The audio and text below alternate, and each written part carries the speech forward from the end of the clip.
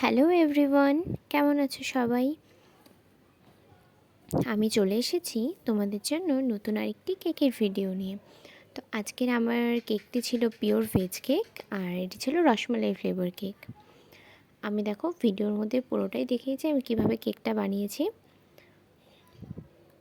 চলো তোমাদের সাথে এবার গল্প করতে করতে আমি পুরো কেকটাও বানিয়ে ফেলি, আবার তোমাদের সাথে একটু গল্পও হয়ে যাবে। তো আরেকটা কথা, তোমাদেরকে কিন্তু জানতে হলে পুরো ভিডিওটা কিন্তু ভালো করে দেখতে হবে, স্কিপ করলে চলবে না, নয়তো তোমরাও বুঝতে পারবে না যে আমি ঠিক কীভাবে বানালাম কেকটাকে। যাই হোক, একটা কথা হচ্ছে, আমি না আমার একটা নতুন ইউটিউব চ্যানেল খুলেছি এই কিছুদিনই হলো। তো তোমাদের সবার কাছে একটা রিকোয়েস্ট, তোমরা সবাই আমার ইউটিউব চ্যানেলটাকে প্লিজ সাবস্ক্রাইব করে দিও। আর আমার ভিডিওগুলি যদি তোমাদের ভালো লাগে অবশ্যই ভিডিওটিকে একটা লাইক অ্যান্ড শেয়ার করে দিও। আজকে আমার এই ভিডিওটি দেখে আমাকে অবশ্যই জানাবে যে তোমাদের এই ভিডিওটি ঠিক কেমন লেগেছে,